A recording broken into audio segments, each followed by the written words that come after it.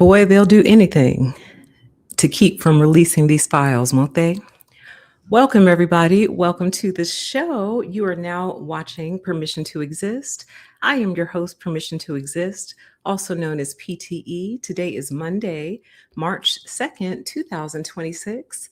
Welcome to all of you. I think we haven't spoken since last year, December of last year, I think it was. Or was it January? I can't remember, y'all. I really can't. But it's good to see you again. Welcome, welcome, welcome. First, I want to give a big shout out to everyone who supports the channel in any meaningful way, be that CashApp, Patreon, super chatting, or liking, commenting, and subscribing to the channel, telling a friend. There's also a mailing list. The link to that is in the description box. Although I do have bad news about the mailing list. I think I am going to sunset it. I'm going to discontinue it for reasons. There's reasons. However, if you like the mailing list and you want me to keep it, please let me know in the comments, either in the live chat or the comments after the show. If you find it helpful, if it's better than the YouTube notification system, please tell me that and I'll keep it. But if you want to know the truth, it's because it's costing me $13 a month and I'm trying to scale back my expenses. And I already pay for StreamYard and I already pay for Canva. And I don't want to get rid of Canva and I kind of can't get rid of StreamYard. So MailChimp is on the chopping block, which is who hosts our mailing list. So this might be one of the last shows that you actually get an email notification from me for now anyway. If conditions improve, then I'll set up another one in the future.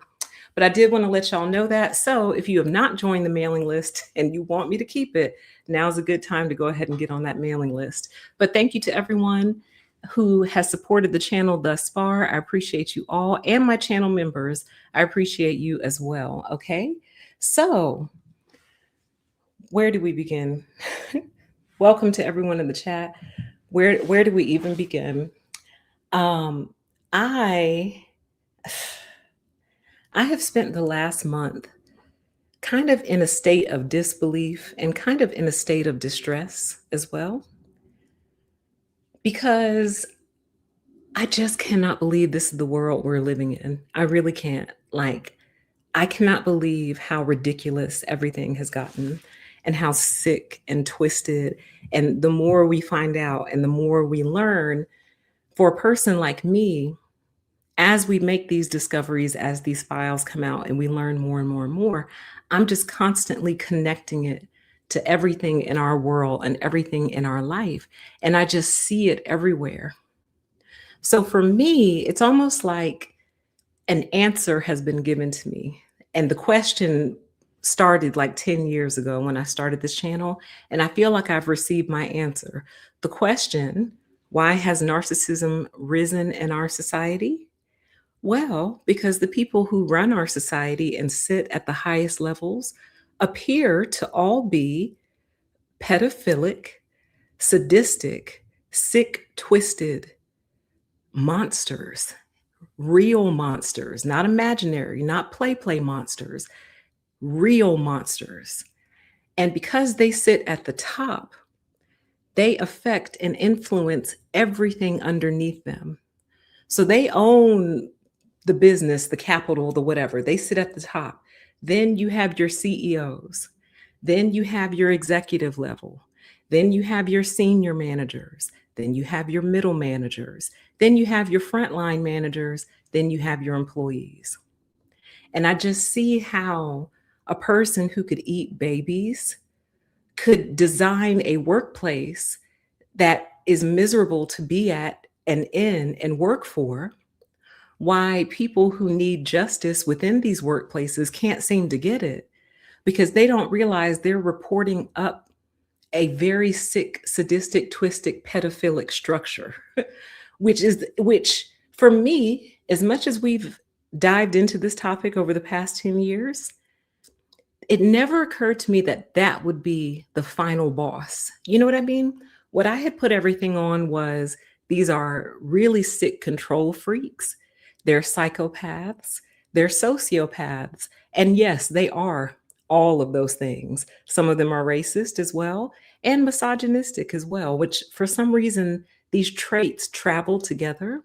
But anyway, I had attributed it to a really profound problem, a really profound personality disorder that had weaved its way into the fabric of our society. But what I'm learning and what I have learned over this past month is that, yes, it is that. But your biggest problem is you're dealing with people who kidnap, breed, violate, and sometimes consume children. What, what am I supposed to do with that? What, what are we supposed to do with that? It's one thing if you're just a psychotic narcissist. It's hard to deal with that, but at least we can do something, right? But what do you do when by the thousands, it seems, they're all into the sickest shit that you could ever possibly imagine, and they're also in charge? I think everyone, I can only really speak for myself, but I feel like the collective sentiment is we don't know what to do. We don't know what to do. We know what needs to be done. We don't know how to achieve that, because how do you achieve it when the standard systems like the justice system, the legal system, when the people who are involved in that are all part of the same culture and part of the same club and part of the same um, inner circle? The judges, the lawyers, the lawmakers, the attorney general. What are you supposed to do when the people who are supposed to prosecute this type of behavior are all part of it too? So I'm kind of at a loss. I'm at a loss. I found it very distressing.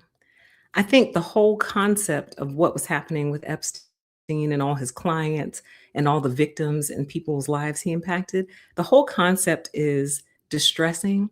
But I think what really got me and actually made me cry was when I saw the picture of that little baby boy sitting on the floor with, I believe his name is Prince Andrew. Please forgive me if I got the name wrong. I don't keep up with their names like that. But I believe it was Prince Andrew who that baby boy was photographed with. And I started crying, y'all, because it just was just like these poor children, these poor babies. Some of them didn't even make it out. Some of them can never tell their story because some of them we don't even know that they exist or existed. The things that this man and that woman were doing with these girls and boys on that island are unspeakable. And one of the things that they've been accused of is basically breeding these girls. So they'd have one there, basically trapped, basically kidnapped, basically. Epstein would impregnate her, allegedly. And then basically they make her carry the baby, give birth, and then she'll never see the baby again. That's what's being alleged in some of the files.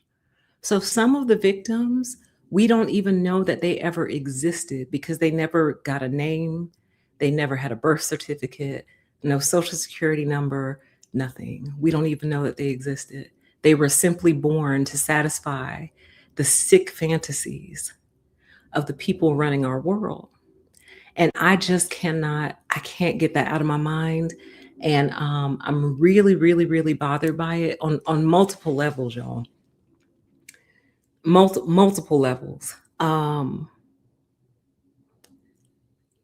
I just, I think one of the things that's been bothering me a lot over the past month or so is how perverted our culture has been coming up, right? When you think on the movies, the TV shows, the music, there's just so much sex. Everything is sex, sex, sex, sex, sex, right? And for the longest time, we were like, well, what they told us was sex sells. So someone is always putting sex in our face in one way or the other. Sex, sex, sex, sex, sex.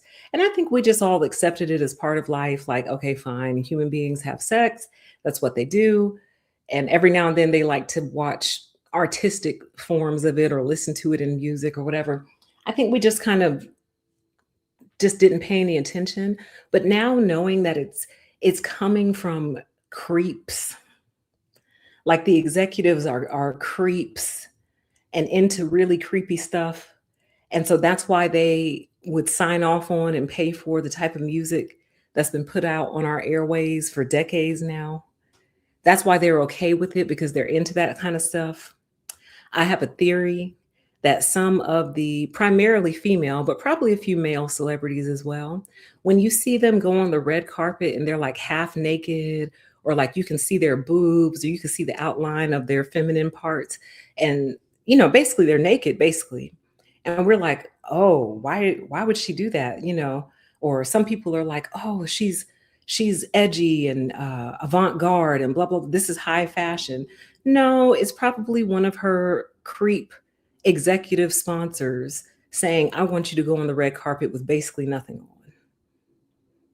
And because they're all tangled up in this mess, she does it basically to satisfy whoever's bankrolling her at the time. And yes, that includes some of your faves. I just don't believe most women want to show their body like that. I really don't. I think most women, I can't say all, obviously, but I think most women, we naturally like try to cover ourselves a little bit. Look around next time you're out in public. A lot of women, you'll see them like pulling their shirt down a little bit to try to like cover their butt, you know? Like maybe that's just me. I don't know. But I just don't believe a lot of women are naturally like that. I think they're doing it because they're being forced to. It's almost like a forced humiliation ritual. And then you have to go out here and pretend like you like it and pretend like, yeah, I meant to come out here with my tits out for all of you to see. Like I'm so sick of seeing these girls' tits. Girl, I don't want to see that. That is not for me. Who is it for, though? It ain't for me. But anyway, I'm just speaking out loud, but it's just the fact that all this stuff comes from really creepy, sick people. Let's talk about movies. So let's take sex off the table for a second. All these different horror movies, right? Now, I've never really been a fan of horror. Never. Even as a younger person, I didn't really like horror movies because I just found them so disturbing. I used to think to myself, why would you even think that up? Why would you write that into a script? And who in God's name would want to act that out? Now, I know that probably seems hypocritical considering how much I love the movie Sinners, which we'll talk about a little bit later on if we have time. But Sinners, I don't think was horror for the sake of horror. The horror in Sinners had a point. It was part of the overall story arc. But some of these horror films are just like, are you okay? The things they fantasize about doing to people and visualizing it graphically on the screen. They want you to see it. They want you to hear it. They want you to imagine it. They want you to feel that fear. Why would you want people to be afraid? You know what I mean? Like, yeah, chat says it's heavy. It is heavy. Like, and I know some people are genuine fans of the horror genre, and good for you. I've just never personally cared for it. But now in the framing of everything that we've learned, I just feel like they want us to see what they do and they want us to kind of be interested in it. So it's almost like a form of grooming in a way. So when they're showing you these highly graphic horror films, in particular the ones that have violence against women, I feel like what they're doing is two things. One, they're kind of showing you their hobby. They're showing you what they're into behind the scenes, where there are no cameras, no phones, just a guy on his island that you paid a couple $1,000,000 to carry out your sick fantasy. And you loved it so much, you kind of want to document it in a way. So I guess what I'm trying to say is I think a lot of these horror films are confessions. That's what I think. It's a confession, it's a showcase, it's a hey, this is what I'm into. I like this, don't you? Type situation. This is just my theory. I'm not saying it's fact. It's just what I believe. especially in light of all of this stuff. Absolutely. Chat says they're trying to normalize it. They're trying to normalize cults, grape, and satanic rituals. Absolutely. They're trying to make it regular because I was thinking about this. I want y'all to understand how when you are exceedingly wealthy, meaning you basically never have to worry about money again in your life. Your kids, if they manage it well, won't have to worry about money. And if they manage it well, that your grandkids won't have to worry about money. So when you are exceedingly wealthy, if you are not a sane person to begin with, what happens is you buy everything that money can buy. Everything. Whatever is on your mind that you wanted, you buy those things. And then you buy another one. So you have multiple houses, multiple cars, all the clothes, all the whatever. So you've already purchased everything you can purchase. So then you gift everything that the people you care about around you want. Excuse me. So that may translate to houses for other people, college funds, new cars for the 16-year-old, whatever. So then you pay for everyone around you. Okay, they're all taken care of. All right. So then you might give to a charity. Okay. Charities are taken care of. You might start a business. All right. Business is up, running, it's doing well. So what I'm trying to say to you is when you become exceedingly wealthy, you run the risk of getting very, very, very, very bored. And you think not. And that's because most of us have never been exceedingly wealthy. Most of us have been walking that fine line of poverty our whole entire lives. So we think if we became exceedingly wealthy, we would just pay off our debts, get a few things that we like, put some money in savings, quit our job, and just relax for the rest of our lives. And that's what a lot of us would do. But understand when you're exceedingly wealthy, and especially if you're born into that wealth, you're basically born bored. You've been on the boats. You've traveled to all the countries in the world. You've stayed at the 5 and 6 star hotels. You've eaten the private chef personal prepared meals. You've bought the clothes. You already have next season's wardrobe in your closet. It's fucking boring. So what happens is they usually start drugs, is usually where it starts, right? Weed, they would laugh at you and your weed. Cocaine, they would laugh at you and your cocaine. Ooh, look at you walking on the wild side. They would laugh at you and your Xanax addiction or your Adderall addiction. They're like, is that it? No. Ooh, look at this tough guy. He's snorting coke and popping Adderall. Ooh, I'm scared of you. They've been doing that since they were like 12 or 13. So by the time they become young adults, they are exceedingly bored. Okay. They've done all the drugs, they've had all the alcohol. So then it usually moves to sex. So then that's, again, they would laugh at you. They're like, so what are you into? You'd be like, well, I like a threesome every now and then. They're like, a threesome? Okay. Like to them, that is so amateur. Like, ooh, look at you walking on the wild side. You snort coke and you have threesomes. Oh, I'm scared of you, aren't you? Aren't you Mr. or Mrs. Badass? So they're not impressed with you and what you consider bad behavior because they've done all that stuff already. They did all that stuff when they were in high school. So what happens then is they start to graduate. And what Epstein and all his clients and all these people represent is that graduation. Because again, they've done it all already.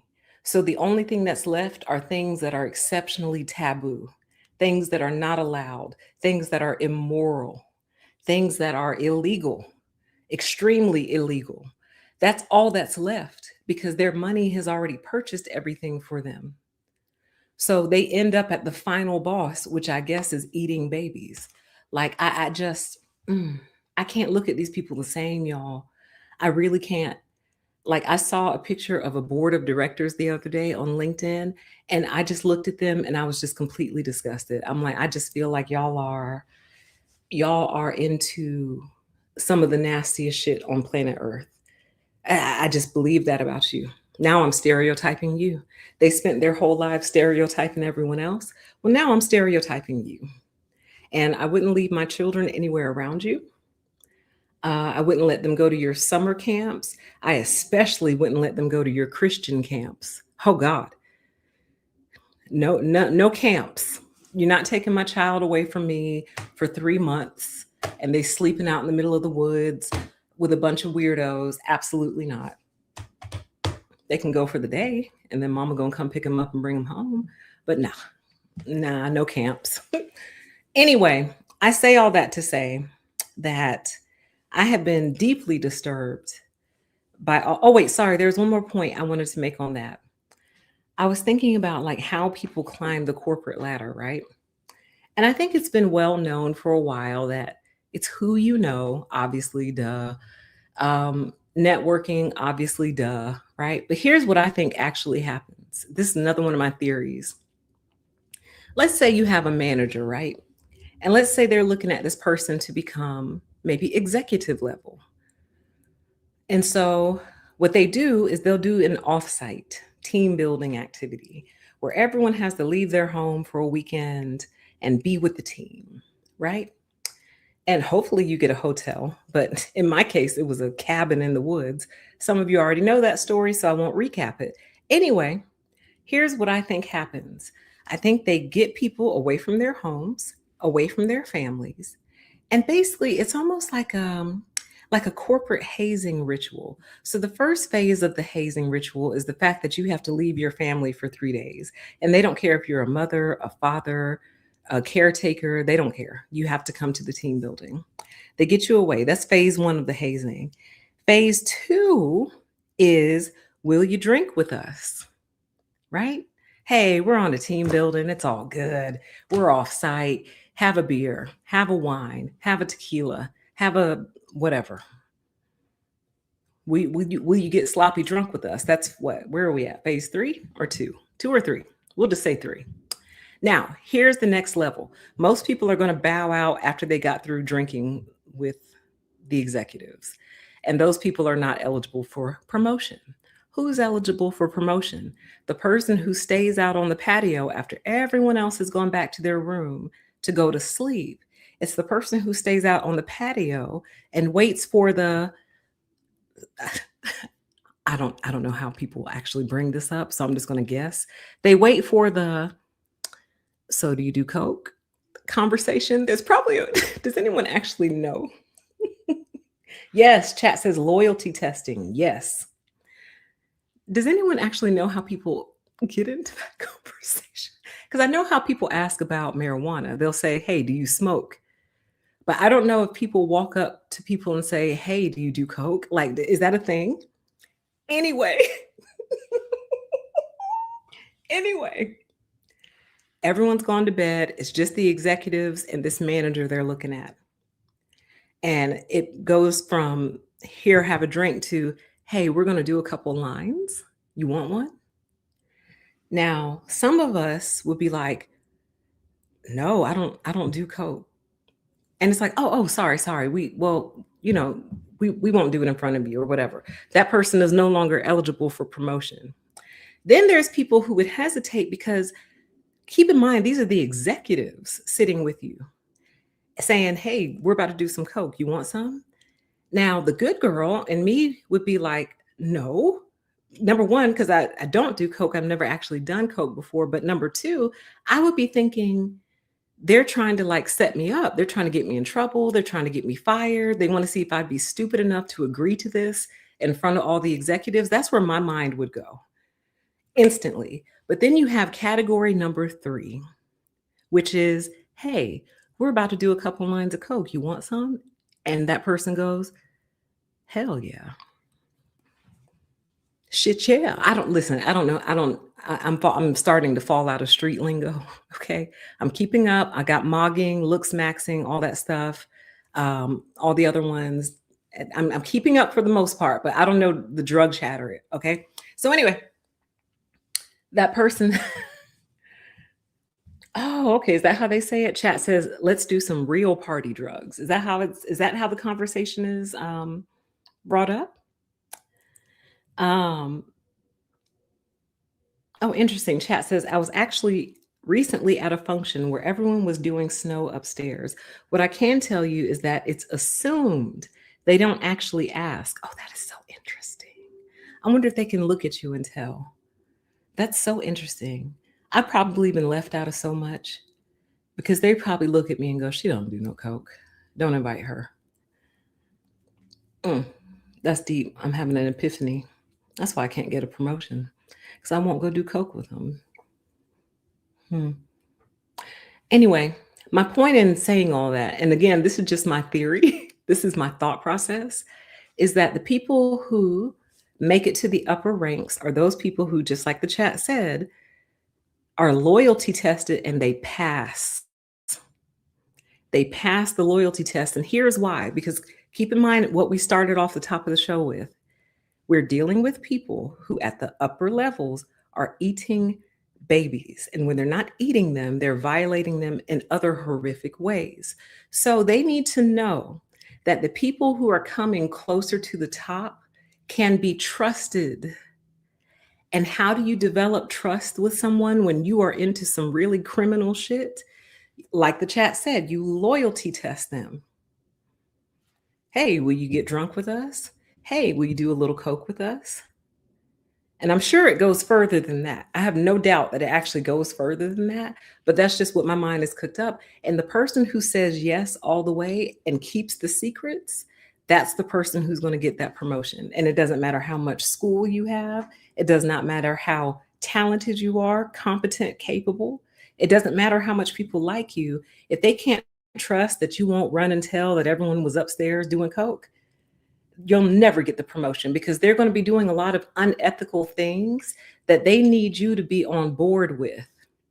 So, for example, you might find out that we'll just say racist. You might find out that they're racist. Well, they need to trust that you won't run to the ethics committee or the news and tell the news, hey, they just fired all the black people because they don't like black people. Or hey, they're paying the Hispanics less because they are racist against Hispanic people. They need to trust that you won't run and tell that. So in my personal opinion, this is how they make these selections and this is how they weed you out. And then eventually, before you know it, you're on a plane going to an island with the other executives wondering, oh, I wonder what this island is about. What's going to go on here? Are we going to have a lot of fun? We're going to do some more coke. What's up? Oh, there's children here. Ooh.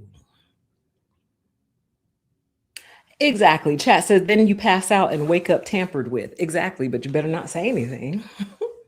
Not if you want that promotion. And by the way, this goes for men and women. Probably men more so than women. Because men are easily led, and we've already had this discussion. But probably men more than women, which is why there are so many men in those upper ranks. They're easily led. They agree to a lot of things that perhaps they wouldn't have otherwise agreed to. And before you know it, they've done something so criminal that now they have to stay up there to protect themselves and to keep themselves out of jail. This is a different conversation. I'm getting too deep in the weeds. So I'm going to move on. But those are my thoughts, man. I hope we get the full release of these files. I hope something is done. I know in other parts of the world, things are happening. People are being arrested. People are resigning. We've had a couple of self-unalivings. I think there was one today, actually.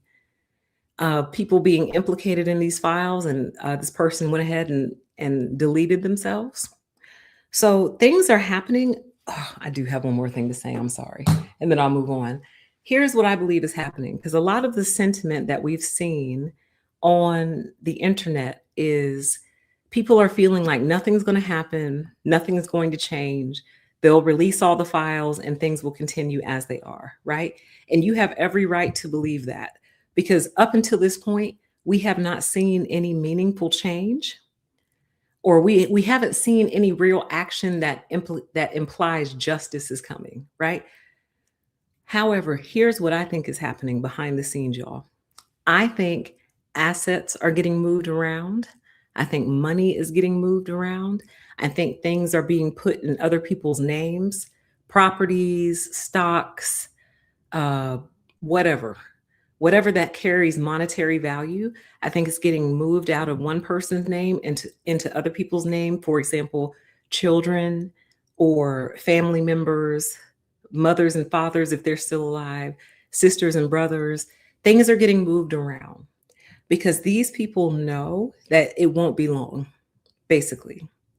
And so, what they're trying to do, the reason it's so quiet right now is because they are trying to set up all their back end affairs before they either go to jail or unalive themselves or get unalived by the general public, one of those three.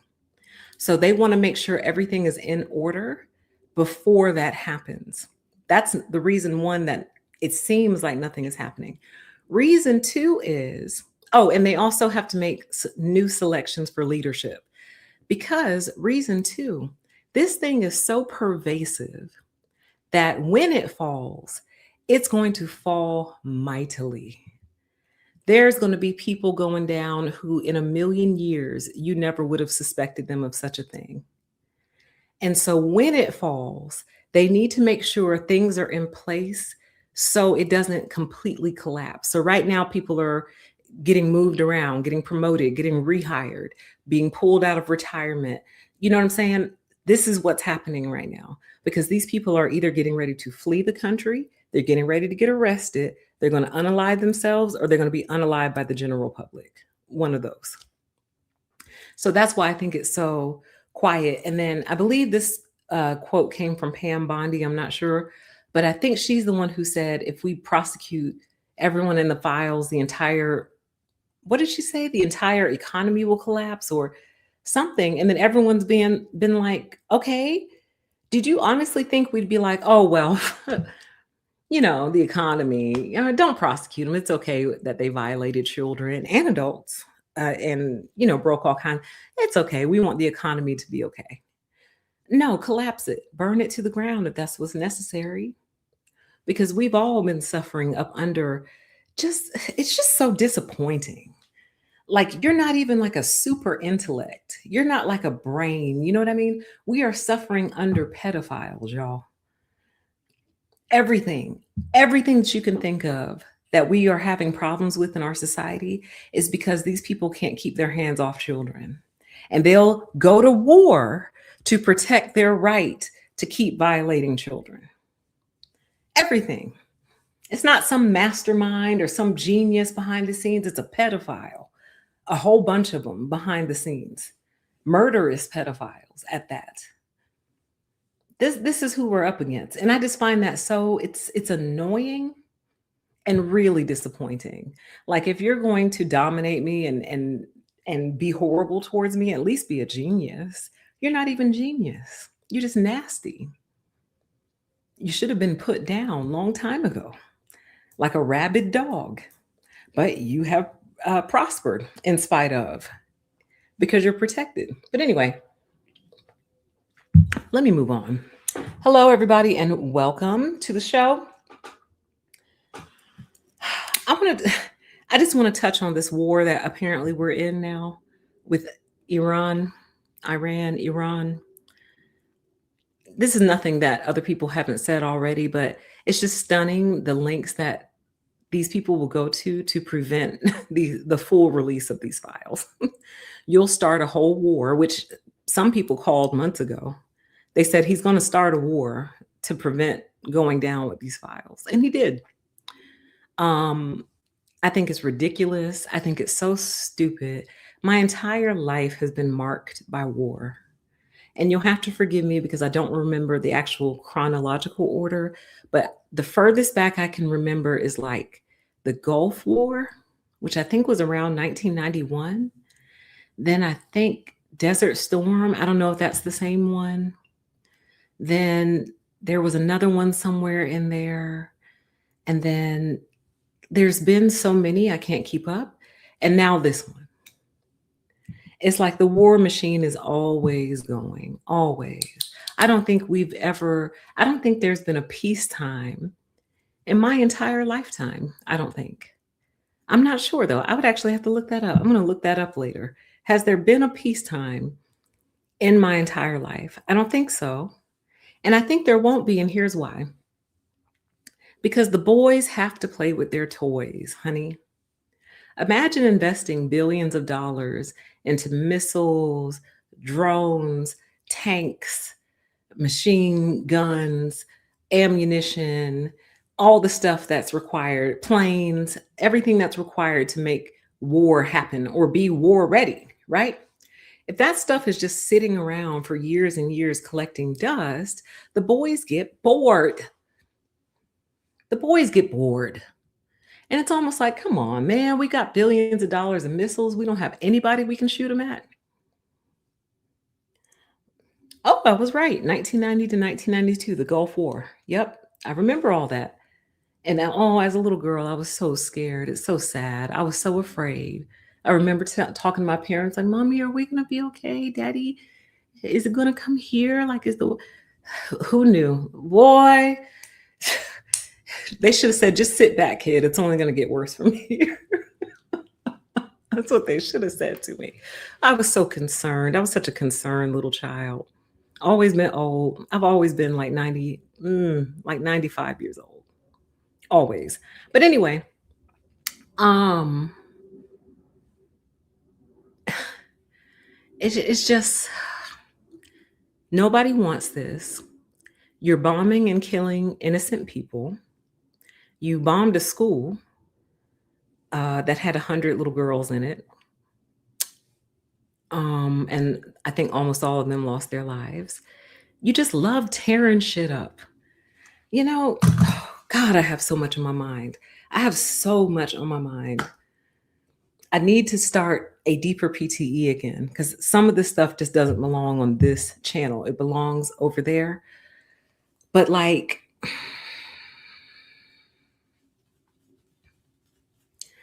I feel I'll say this and then I'll save the rest for another show. I feel like men are a blessing and a curse. Men build things, but men also destroy the things that they build on purpose. And I just can't rectify that in my mind. For example, where I live currently, they're still building a few houses out here. And I sit back and I watch them throughout the day. And I'm amazed at how they're able to master the ground and lay concrete, then the studs, I guess they're called, the wooden posts, and shape them. And then they put the roof on, then they put the tarp on the roof, then they put the shingles, then they wrap the house, then the windows go in. Like, I'm just watching this process, right? And you know what else I'm watching in the process? Them make an absolute mess. They'll let paper fly through the neighborhood. They don't go pick it up. They let the wood that falls or whatever, they just leave it there. The shingles that fall off the roof when they're putting them on, they just leave them there. And I suspect that they actually put grass on top of all the trash. And the reason I think this is because one day I was out in my yard and I had a rake and I was raking some of the straw, the pine straw, and I pulled up a glove, a fabric glove, not a plastic one, a fabric, I guess, worker's glove or something. I said, "You are so sorry. You won't even retrieve your own glove. You just leave it and just make it part of the ecosystem, I guess." Now, some people would say PTE. These men are working hard, building these houses in the hot sun. It's dangerous. You know, it's skilled labor, and you're complaining because they leave the place trashed. Yes. It's almost like they can't do one without doing the other. They can't build without also destroying something. It's almost like it's innate and in their nature. They build, but they also destroy. They buy a woman a house and then destroy the woman. Okay, let me pause because we're going to end up down that pathway, and I need to save that for another show.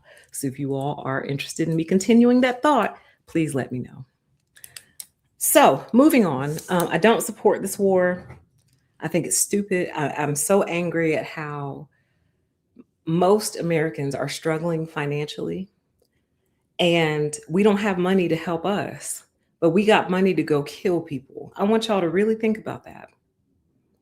We don't have money for healthcare. We don't have money for student loan relief. We don't have money for the high cost of housing relief or how groceries have gone through the roof. We don't have money for any of that stuff, but we have plenty of money to go bomb other countries on behalf of other countries as well. Like that should enrage you. That should infuriate you. I don't think I have anyone watching me who actually voted for Trump, but if you did, why does that not upset you? I mean, and not just Trump, but any Republican, because they all do this. Why is it not upsetting to you that you're living paycheck to paycheck, but they have plenty of money to go fight wars on behalf of other countries? Why is that not upsetting to you? How have you managed to separate that in your mind? I need to know. I have to know how you've managed to split those two in your brain and make it okay. Maybe you just don't think about it, and maybe that's half the problem. All right, so let's move on. This too should probably be a separate show. So let me just tease it, because if y'all don't even know who I'm talking about, then I'll just make it a separate show, because it's not worth it to talk about it here if you guys have no clue what I'm talking about. But there's this huge controversy surrounding a YouTuber named Corey Holcomb. Have you guys heard of him? And if not, good. That's good. And if so, I'll speak on it briefly here, but if not, I'm just going to move on and make it a separate show because it probably needs to be anyway. But it kind of relates to what we were talking about earlier, how we've been infiltrated and led by some of the sickest, most perverse, most predatory males on the planet. Oh, you guys have heard of him. Oh, well, in that case, let me just touch on it briefly here. And then I think I actually might make him the next installment of my Sick and Dangerous Men series, because he is actually a perfect example of what I mean by a sick and dangerous man. Okay. So, for those of you who are not aware, Corey Holcomb is allegedly a comedian. Apparently, he's a comedian. I only just learned this after all this controversy came out, but I saw a Corey Holcomb video years ago. And on that video, he had taken the time to disrespect, degrade, and speak down on Black women. And I was through with him from that day forward. That's all it takes for me. Because, by the way, he's a Black man. Not that it would make it better if he was any other race, but he to me is a horrifying and disgusting blend of Tommy Sotomayor and Kevin Samuels, right? And there's one more, I just can't remember who it is, but those two for sure, right? And what Corey is currently under fire for is a video surfaced, and this is all going to matter in a second. Some of you already know, but a video surfaced showing him punching, or as he said, mushing a woman in her face outside of a comedy club, right? That became controversial because before the video came out, he told everybody that she hit him first. But when the video came out, it became clear that she did not hit him first. He hit her first. And he basically walked through a crowd of men to attack this woman or mush her or push her in her face as if that's better, as if that makes it better. Oh, I didn't punch her. I pushed her in her face. Oh, that's better. Okay. So that's kind of how his name even bubbled up, right? But after that, what happened was old clips of Corey started coming up. Things that he has said out of his own mouth. Now, he has threatened to sue any YouTuber who brings this up, saying that we're trying to get him assassinated and that we're trying to bring a Black man down and things of that nature. But if you heard the things that he said out of his own mouth, you would understand. The first question you should be asking is, why has YouTube allowed this for so long? Why? How? How has YouTube allowed this to go on for so long? So I'll give you a summary of some of the things he said. And this actually relates back to our Epstein conversation earlier. But he told the story of how he saw a 5-year-old little girl with a bottle of Welch's grape juice. And she basically had her head tilted back and was drinking from the bottle. Have you ever drank like the last little bit of milk or something, like in a carton, or a bottle that only you were drinking out of, so you feel fine drinking out of the bottle or whatever? Basically, she was going for it. It must have been a hot day. She was enjoying her juice. She's 5. Well, based on the way she was sucking the bottle, Corey said that she's going to be a whore when she grows up, and that he's so certain of it, he wants to follow up and see how she's doing today. Because I guess she's maybe grown, or maybe like 18 or 19. He said, I guarantee if I check on her today, she's a whore, because of the way a 5-year-old little girl was drinking juice. Then in that same story, he goes on to say that when they took the bottle from her, she started crying. And she only became happy when a man picked her up, put her on his lap, and started bouncing her. You know how you bounce a baby on your knee to soothe them? And he said, because a man made her happy, and a man made her happy with this bouncing motion, that's signs and indicative of the fact that she's going to be a whore when she grows up. Oh, but it gets worse, you guys. That's not the worst thing he said. He also said that apparently on 2 separate occasions, he was seeing a woman who had daughters who were like in the preteenish. No, sorry. One of them was 9 and the other one was like 15 or something like that. And he said that he was laying in the bed with the lady that he was seeing, and he was naked. And the little girl climbed in up under the covers with them. And he was like, oh, uh-oh. Well, now you see why your mom doesn't charge me any rent. So in other words, he was very excited and very happy, apparently, allegedly, even though I don't have to say allegedly because he actually said this out of his own mouth, but I'm ascribing his interpretation. So that's why I have to say allegedly. But it tickled him. He was excited about it. Like, oh, hey, well, now you see why your mom doesn't charge me any rent. 9. The 15-year-old girl, by the way, this is all on YouTube, all of it. I'll see if I can find a good video for you that clips it so you can see it all for yourself. The 15-year-old girl, he said that she was trying to give him some pee, fill in the blank, and that he could tell that she had wanted him and that he couldn't share his real thoughts, but he knew that she was going to be thick like her mama when she grows up. Now, I have a couple of white viewers, so you may not know what thick means. And I shouldn't be laughing because it's not funny. I'm laughing at what I just said. For my white viewers, a woman who's thick is basically like very curvaceous and like sexy. Like she's got thickness like on her thighs and her hips and her butt, maybe her boobs a little bit, versus skinny. So you would have skinny, thick, and fat. Thick is like right in the middle. So he said that this 15-year-old girl who he accused of trying to give him some was going to be thick like her mama when she grows up. I don't know if this is the same girl or a different one, but he asked the people in the room with him one day, you ain't never walked in on the lady you was dating kids getting dressed? He's like, oh, because I accidentally did it before. I'm paraphrasing, but basically what he was saying is that he was asking his friends and counterparts, have you ever walked in on an underage child before, of the woman that you're dating getting dressed? And they were like, nah, bruh.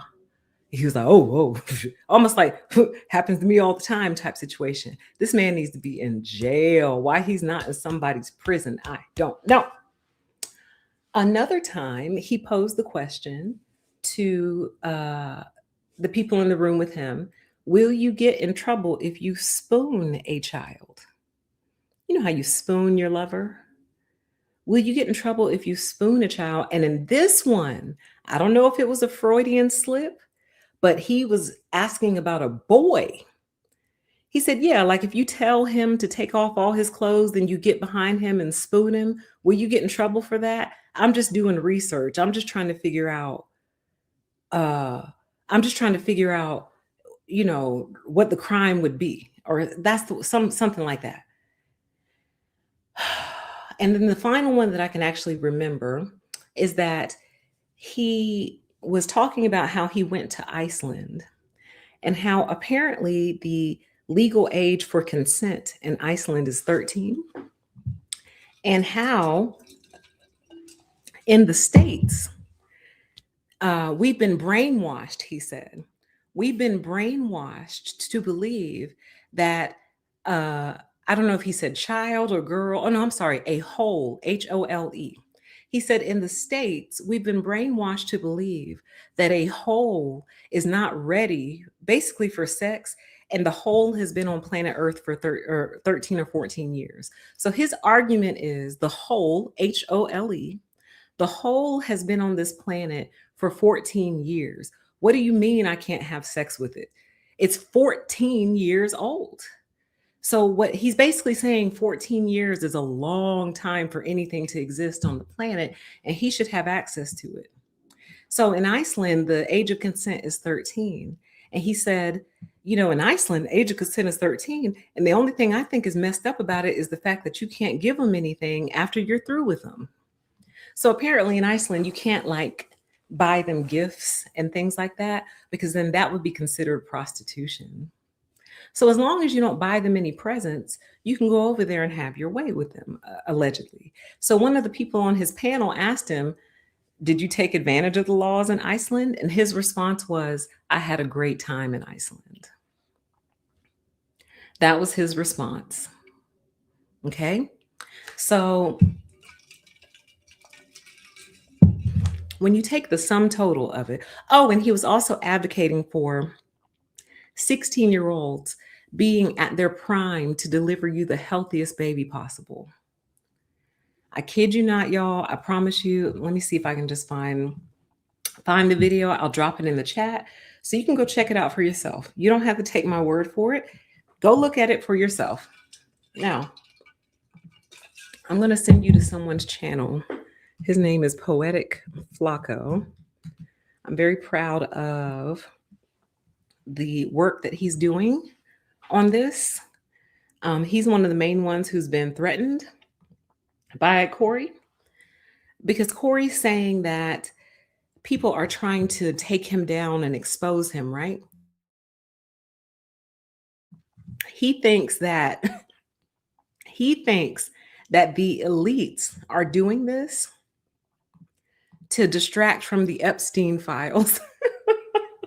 And I'm just like, here's a good one. There's so many. There's a couple. I'm going to drop this link in the chat for you. But there's a couple other videos. So if you're interested, just go to his channel and you'll see a great summary. Okay. So anyway, he thinks that he has compared himself to MLK and who else? Jesus. He said that all great men like MLK and Jesus get attacked like this. And that, this is just a targeted attack on a Black man and trying to take a Black man down, and that he doesn't appreciate being accused of being a pedophile because he don't mess with pedophiles, and where he's from, pedophiles get dealt with, and blah, blah, blah, blah, blah. Oh, by the way, he's also friends with R. Kelly. Apparently they're on like speaking terms. So like R. Kelly calls him from prison, or has called him from prison before. And they just chum it up. You know what I'm saying? Like they just talk and like just have man-to-man conversation. I'm like, you need to stop listening to Ara. You better stop listening to Ara. He's going to have you exactly where he is, because it sounds like the logic of a pedophile. Like it's pedophile logic. And the thing is, so what he's trying to do now is backtrack it and say that I'm a comedian, these are all jokes. But jokes require a punchline. Jokes are supposed to be funny. And here's the thing about joking. The thing that makes the best jokes funny is that they contain an element of truth in them. That's what makes very good jokes funny. And as a comedian, he should know this. As a professional comedian, he should know this. So the fact that you're trying to pass off pedophile logic as jokes tells me and everyone else there's some grain of truth in there. Where's the truth grain, Corey? Yes, it is. Chat says that is top tier narcissism. Compares himself to Jesus. Yes. And it's what they all do. I need to do a video on that too. How the narcissistic mind collapses. Because basically, he's in the phase now of basically he's a victim. He's been a victim of a targeted attack, and he believes the media elites are trying to take him out. He believes that we're trying to get him assassinated, all this, that, and the third. And my thing is like, no one made this up about you though, Corey. All the clips that are circulating right now on the internet all happened before AI was even a thing. So you can't even use that as an excuse, like, oh, this is AI. Nah, baby. This all happened before AI became a thing. And because he's brought it up on so many different instances, so many different occasions, he's brought up the same general theme, which is teenagers should be what's the opposite of off limits? I guess on limits, inbound. I don't know. Teenagers should be greenlit, is what he's basically saying. He's basically saying, you've been on the earth 14, 15 years. You've been here long enough. You're old enough. Like, you should be available to me, is what. And he's upset, and he feels like America has brainwashed us all into believing that children are not supposed to be uh, sexually available. He believes we've been brainwashed. I think he said by the white man. Pretty sure that's what he said, but don't quote me on that. But I think he either said that or he said, you've been brainwashed by Westernism or you've been brainwashed by the white man. It was some variation of that. Brainwashed to believe that children are not sexual partners. And oh, yeah, chat says, paranoia. Absolutely. Um, Chat says deny, attack, reverse victim and offender. Absolutely. Chat says his jokes make me and my family want to turn on our locations when we go out, right? He creeps me out because I've met so many guys like him, y'all. I can't even explain it. Just out in public, randomly here, there, sprinkled, you know, at work, in a co-working office space, whatever. I've met so many of them like it. It's like they are greasy with it. Like it's on them, it's in them, it's all they think about, and it slips out in every format and every conversation. That's how you find out that's how they are. They're creeps. But anyway, um dang, I lost my train of thought. Ugh, well, I'll just go with a different thought and hopefully the other one comes back. But like the fact that YouTube allows this, now it shouldn't surprise me anymore, considering that we have learned that the people who are the owners and operators of the majority of these ecosystems, entertainment, media, business, money, most of them are sick, sadistic, perverted pedophiles. A good majority of them, it appears, right? So it shouldn't surprise me that YouTube would allow this. But what I find surprising is the fact that YouTube behaves like it is such a prude. Like, oh, you shouldn't talk about this. Oh, you shouldn't talk about that. Oh, those are bad words. Oh, you said a curse word. Oh, no.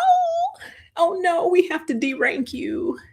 Oh, no, we have to promote you less because you talked about violence against women. So, that's kind of controversial. So we have to kind of derank you in the algorithm. But somebody like Corey can sit up and advocate for teenage pregnancy, advocate for adult males impregnating teenagers, advocate for 9-year-old seeing you naked and being like, well, that's why your mom doesn't charge me rent. By the way, why are you laid up with some woman and you don't have a house of your own? But anyway, advocating for accidentally walking in on teenagers getting dressed, telling his viewers that 5-year-olds who suck on bottles too hard are going to grow up to be whores. And if a baby is soothed by a male, then that is even more of an indication that she's a whore. Telling his viewers all about the laws in Iceland and how it's messed up that you can't buy them any gifts because then that's considered prostitution. Because, he's a good guy, right? After he gets through using them, he'd at least like to take them out for a meal or give them a purse or something. But he can't because that's prostitution. So he feels bad. Like, he feels like he took something and didn't give something in return, like money. What a guy. God, where are y'all mamas? Where are your mothers? If I had the time and the resources, I would track down each and every single one of these guys' moms, every single one of them. Now, I do believe I know what I would find. I believe I would find an extremely male-identified pick-me on the other side of that search. But I also believe a lot of their mothers are technologically ignorant. So their mothers probably either don't have a cell phone, or if they do, it's like not a smartphone. And even if it is, they wouldn't know like what to do with it. They just use it to place phone calls and occasionally text, and that's it. Or if their mothers are still even with us, because these men are old. Corey Holcomb is 60 years old, y'all. They're 60. Or I said they're 60. He's 60, sorry. But a lot of them are 60. But their mothers are technologically ignorant. So they have no idea that their sons are even out here saying all of this stuff. She probably goes to church every Sunday, Wednesday, and Friday. She's probably very holy and near unto the cross. She probably has a picture of white Jesus in her living room. And if you came and sat down with her and showed her all this stuff, she probably wouldn't believe you. She'd rebuke you and kick you out of her house, talking about her baby boy like that.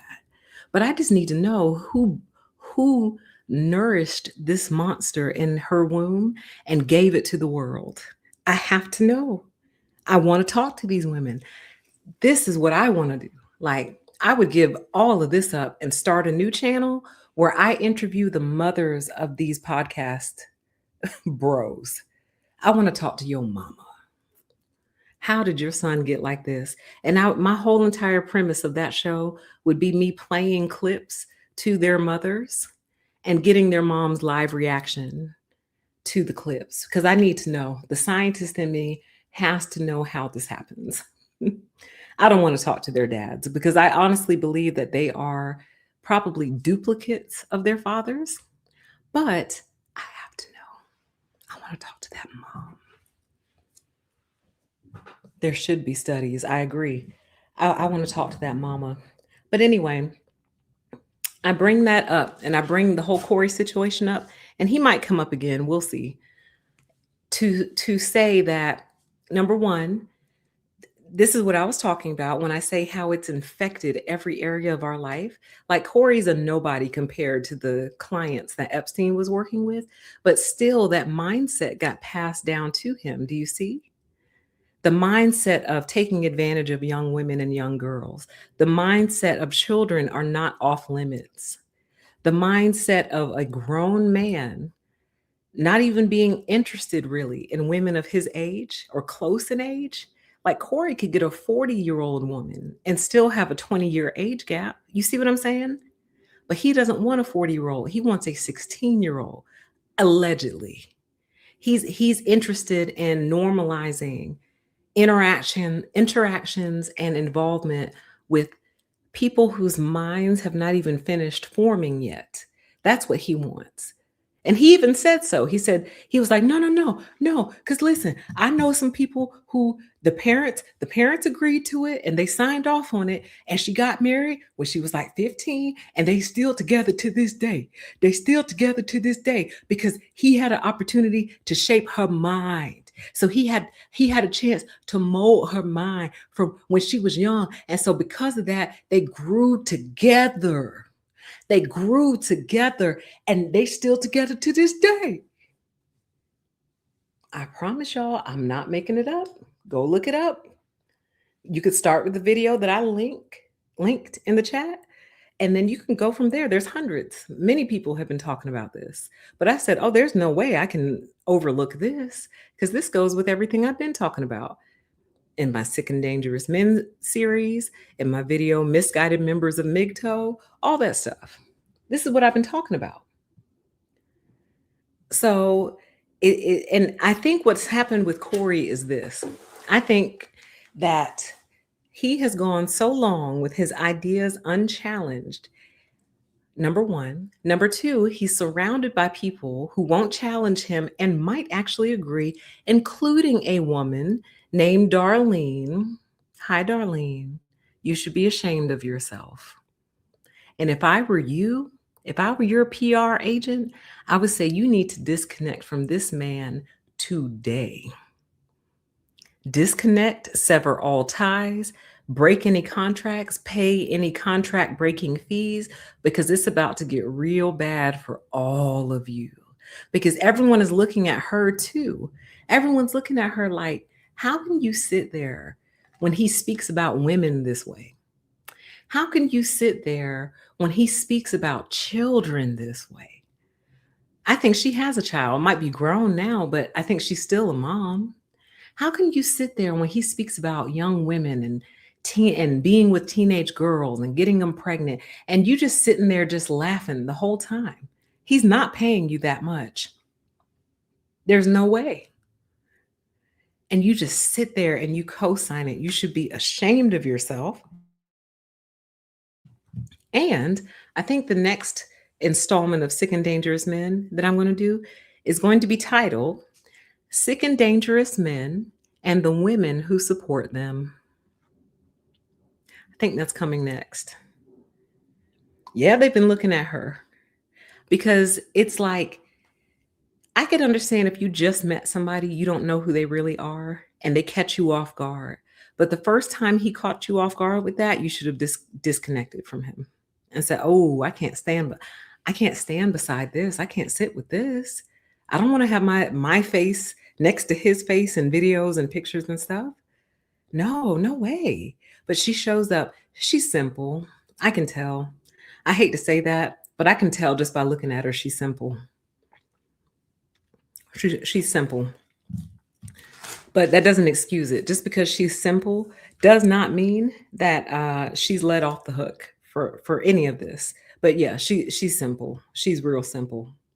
So anyway, that's the situation with Corey. You will hear about him again, more than likely, on the next installment of the Sick and Dangerous Men series. Chat says Sick and Dangerous series is really on target. Thank you so much. Someone said I need to convert that into a podcast. What are y'all's thoughts on that? I don't understand the net benefit. I guess it's easier to listen to than YouTube, but is there an upside to that? Because it would be real easy. All I'd have to do is just edit the video slightly and then just upload it. But what is the upside of that? Do y'all even listen to podcasts? Because I don't. Like, the podcasts I listen to are people who like record YouTube videos for the podcast, and then they upload the podcast, and they also put the YouTube video on YouTube. So that's kind of how I watch some podcasts, but I just never could get into it. Oh, y'all said do it. Okay, we'll see. Y'all know me, man. I feel like y'all know me by now. I get so excited about things, and I'll get it set up and I'll get it going too. And then I just abandon it. And I hate that I do that. I don't do it on purpose. That's the whole thing. I don't start a project going, hey, I'm going to abandon this in 6 months. It's actually not the goal. Like, I start projects with the hope of finishing them. I'll let y'all in on one. I've been trying to do a book, a PTE book, for probably the past 6 years now. And I just cannot bring myself to finish that thing.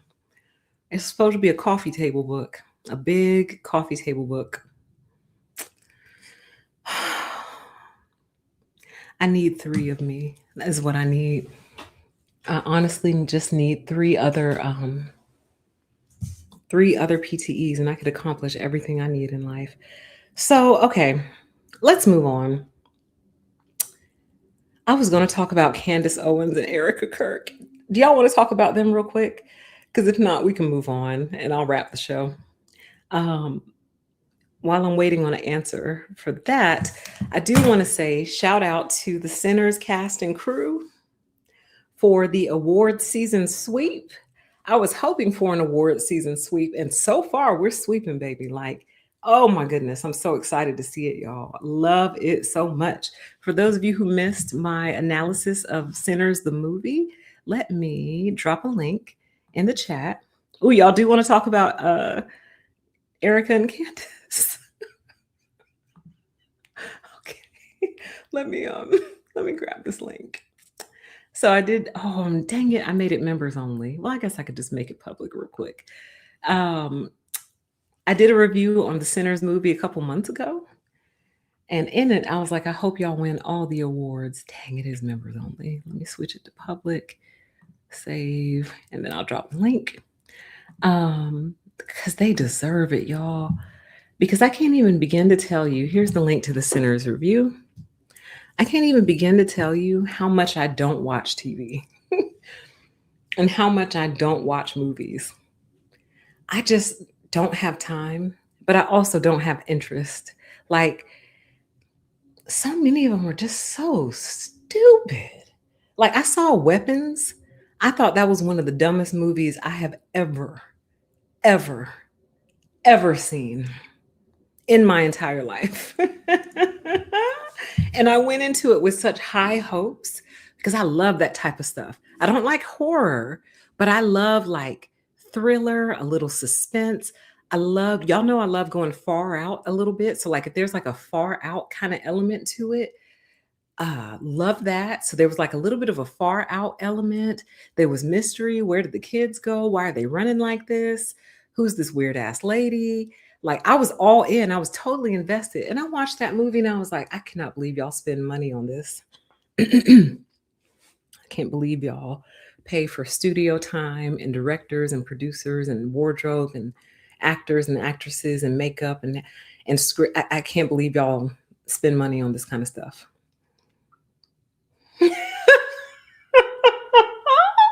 Chat says Weapons was straight weird. It was. It was just like I wanted, y'all got to understand, I crave like, oh, take my brain there. Like, I want to go there. Take me there. I was ready to be taken there. Where'd all the kids go? You know what I mean? Who's this lady? Why are they all on her case? And there was an unfinished piece of the storyline and it pissed me off solid. So I'm about to give a spoiler alert. So, spoiler alert, if you still want to see Weapons, you haven't seen it yet, you have 5 seconds to exit. 5, 4, 3, 2, 1. So, you remember when her boyfriend accidentally got jabbed by the needle from the junkie? And then I think like he get diagnosed with HIV? I can't remember, but the implication was he was arresting a junkie. The junkie had a needle in his pocket. He accidentally pricked his finger with the needle. And then he went home and screwed his girlfriend raw. And I'm like, okay, surely they're going to finish this. Like, surely this storyline is going to arc and they're going to come back to this. But they didn't, honey. They just scooted right on past it. Like, they just scooted right on past it. So I don't know. I didn't watch it again though. But Sinners I've seen well over 30 times. Probably over 50, but it finally tapered off. Like, I will admit it finally tapered off. So I haven't watched it in like 2 weeks.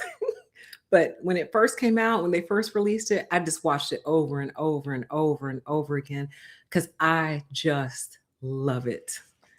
The movie is incredible. It just is. I don't have much else to say other than it really is a work of art. They really took their time. Everyone went there in terms of their acting. It was very believable. Apparently, it was filmed on film, which I think makes a difference because a lot of these modern movies, I feel like they're too bright or something. It's like they're too realistic. I can't explain it, but it's almost like every okay, sorry. Everyone's hair looks terrible. Everyone. What they do to black women's hair in these movies and stuff, you all need to be drug out into the street and things need to be done to you. But here's what's tripping me out. Even the white girl's hair looks terrible. Come on. Y'all can't even find decent wigs for the white girls? Erika Kirk wears a wig every day. And it looks a little bit more believable than what y'all got going on. I can see the wig. I can see the costume. Like I can see it. You know, like I can tell that it's a movie. I can't explain it, y'all. I really can't. It's just when I look at it, I'm just like, oh, this is so like real in a way that I don't like. I can see the pores on your skin, and there's nothing wrong with that. We all have pores, but like, I don't know. Maybe it's too high definition. But anyway, I don't watch movies or TV because I think it's all stupid and poorly done, is my point. So for me to watch a movie over and over again, I really liked it. That was the whole point of that diatribe. Okay. So y'all want to talk about Candace and Eric. Okay. Okay. So I can't help but laugh. I cannot help but laugh because like it is just so bizarre. Like this whole thing has spiraled into such absurdity that every now and then I think to myself, am I asleep? Am I actually asleep? Am I asleep in my bed and I'm sleeping the best sleep of my life and I'm dreaming all of this weird stuff? And that's why it's like normal because it's part of the dream. And that's why Candace Owens is investigating the late or the wife of the late Charlie Kirk and accusing her of all kinds of stuff. And of course, that's normal. And a war just started in Iran and uh, all this other stuff. Like, yeah, because I'm clearly asleep. That's how it feels. But anyway, so as some of you may know, Candace began investigating Charlie Kirk's assassination a couple months ago, actually. She's been at it for months now. And while I do think Candace is a kook in general, I don't think she's necessarily wrong about this stuff, y'all. I really don't. And again, Candace is kooky. That's a kooky little bird.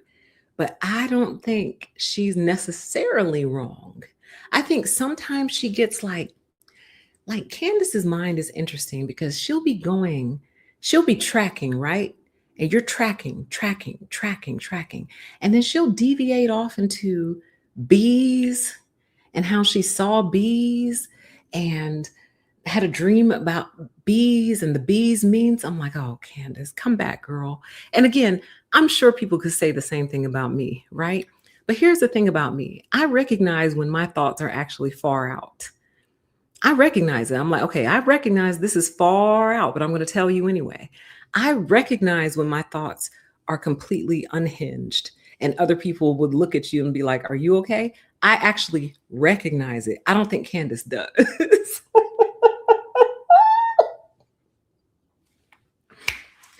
Honey, she told us that Charlie had a dream or something, and he was a space traveler or a time traveler or something in the dream, and he had told her. And I saw a tweet or a comment under the tweet that made me laugh for days. They said, okay, so the setup is Charlie Kirk had text Candace something like, I had a dream I was a space traveler and you came with me or something like that. And Candace was like, oh my God, that's so cool because I've always felt like I could astral project and blah, blah, blah, blah, blah, right? And somebody somewhere wrote, Charlie unlocked the forbidden riz on this girl.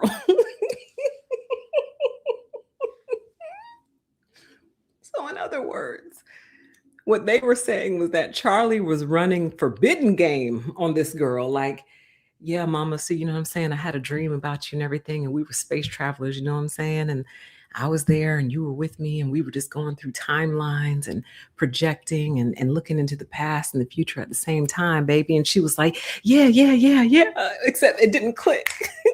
Like it didn't. Anyway, I thought that was hilarious. They said Charlie unlocked the forbidden riz on this girl. Clearly. But anyway, going back to Candace and Erika. So um, multiple accusations Candace has made. I couldn't even begin to do justice to all the different things that she's put forward. You would have to go watch her channel and listen to what she's saying. But she's currently working on a series called The Bride of Charlie. And in it, she has broken down Erika's origin story. She has broken down Erika's parents. Um, a very interesting relationship with a 15-year-old girl has surfaced.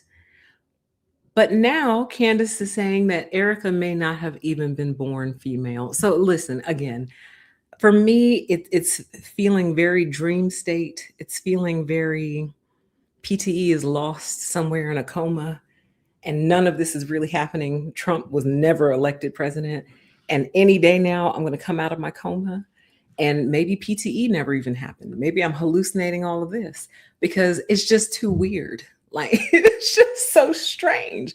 Like, how would you explain this time frame to someone in the future, or like from the past even? Like, oh hey, welcome to 2026. Yeah, we got all this fun stuff going. For those of you familiar with the SNL skit, I can't remember his name, but he was the guy who would tell you what's going on in New York. He was like, oh, we have all the hottest clubs. So basically it would be like, oh, we have all the hottest drama. We've got YouTube personalities getting assassinated on college campuses. We've got decrepit, rotting pedophile presidents starting wars in Iran. We've got big tech supporting the propagation of violation of minors and children and monetizing it as well. Oh, we have everything. We have Epstein files. We have releases. We have it all. Stefan, that was his name. Stefan. Stefan. Ah, I miss Stefan. I remember Stefan. That was so fun. Is that the actor's name, Dan Cortez? Oh, I love Stefan. So anyway, one interesting theory that has surfaced, and I'm not saying it's true or false, I don't know, this is just the theory that they put out there, is that they don't think Charlie was shot at all. They think Charlie was electrocuted. And honestly, to me, that makes sense. Like, if for those of you who watched the video, I watched it. It just doesn't look like something that flew from across the way. It looks like something that came from up underneath him. You know what I mean? Like, for a minute there, I thought to myself, did he have a gun on him that he accidentally hit the trigger? That's what it looked like to me. It looked like when he said, counting or not counting gang violence. And then he put his hands in his lap and it goes off. So it's almost like, boy, did you accidentally shoot yourself? And that's so embarrassing that they had to make up this other story to cover it. They've been talking a lot how Erika has basically, man, if y'all haven't seen Twitter and the different videos that they've done of Erika celebrating, basically, she's not celebrating, but the way she's presenting with the fireworks and the glittery costumes and throwing hats out into the audience, it's giving celebration. And the variations that people have done on this are so funny. They have me laughing for days. But anyway, and the only reason I would laugh at a grieving widow is because her husband was hateful as hell. So, haha, maybe don't spend your life spreading hatred and stereotypes about people. Maybe spend your life doing something better, and we won't laugh when you die. It's just that simple. But anyway, she has certainly taught us that we have been doing grief all wrong. All wrong. We sit around and cry and we hug pictures and we weep and we lay in bed and get depressed and do all this dragging around. Honey, you're supposed to get out there and dance. You got to dance your grief out.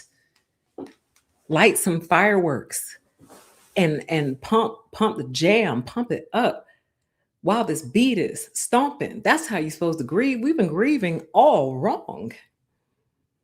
All wrong. Okay? But anyway, it has been a very interesting train wreck to watch.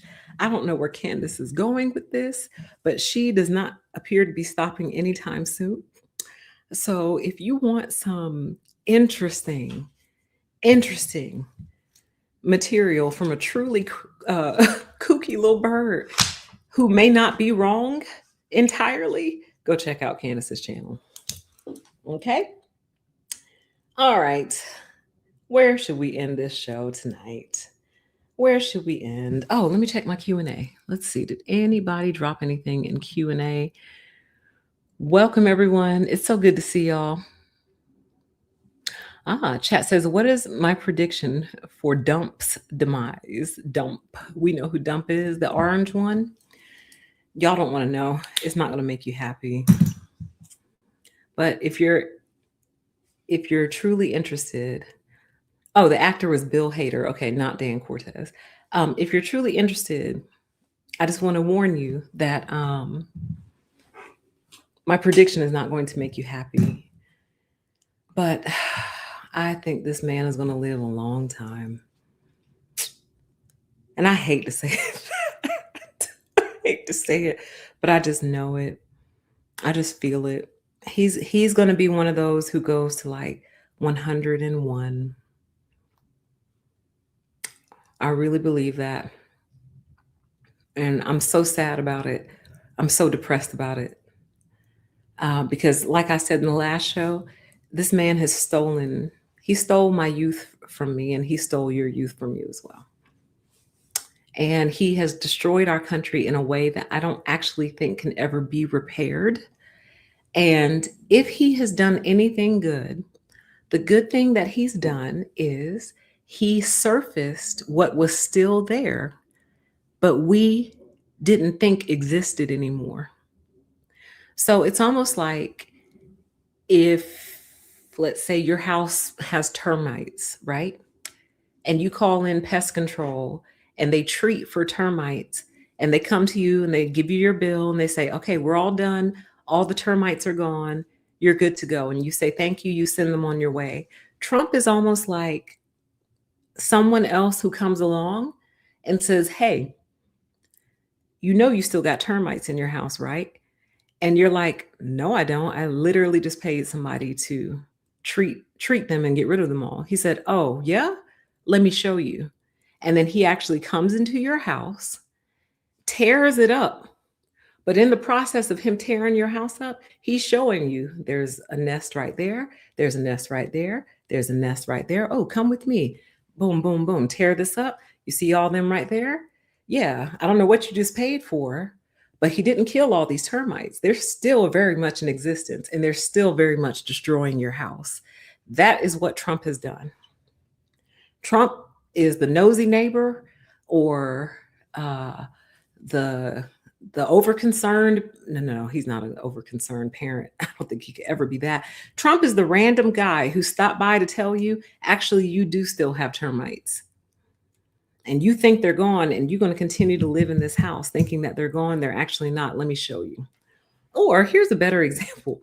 Earthworms. They claim, I don't know if this is true, but they claim if you vibrate the ground, earthworms come up. Again, I don't know if that's true. Apparently it is. So if it's true, Trump is like the guy who came and vibrated the ground to show you just how many earthworms are still on your property. You thought they were all gone, even though earthworms are good for the ecosystem. It's just a better example. But he just came to show you, oh, you think you don't have any earthworms in your yard? Watch this. Vibrates the ground a little bit, and boom, there they are. So he kind of, because think about it like this. If Kamala had won, not we all, I know some of y'all don't like her, but a good chunk of us would have been very, very happy, right? And we basically would not have known that these people are in our society still. We wouldn't know that they still exist. They went underground, and they were on very good behavior because they would get in trouble for who they really are, right? So they had to hide it. Trump made it to where they don't have to hide who they really are anymore. And as a result, we see just how many sick people are in our society. So I say all that to say, to answer your question, unfortunately, I think he's going to be one of those that lives in spite of it all. And it's, again, not what I want to tell you, but I think he's going to go to about 101. So we have about 21 more years left of Trump and his thoughts, because they're always going to consult him. He's always going to be tweeting. He's always going to be sticking his nose and stuff, even long after he's out of office. He's always going to be meddling. You know what I mean? Oh, God. I don't know what we did to deserve this, but I hope when this is all said and done, we have burned off our karma, because Trump feels like a punishment, man. A real punishment. But that said, I think I've shared everything with you all that I wanted to. Let me just quickly glance at my tabs here and see if there's anything else. I don't think so. Nah, I think I talked about everything I wanted to. So with that, I am going to try to go live again at least one more time in March. Like, come on, PT. I'm going to try, though. I am going to try to go live again at least one more time in March. Before I end the mailing list, I will let you guys know. So I won't end it out of nowhere and then just have you kind of hanging out there. I will let you guys know. But for now, it's still active until I shut it off. But I think that's everything. So with that, you guys keep your head up. Try to find the humor and try to laugh and try to smile where you can. Try to find any good in your life. Everything isn't bad. There's got to be something good in it. So I consider this, what we do, a good thing. So this is my good thing for the day. And I appreciate every single one of you. And I hope to talk to you again very soon. All right. So y'all stay safe and we'll talk again soon. All right. Bye.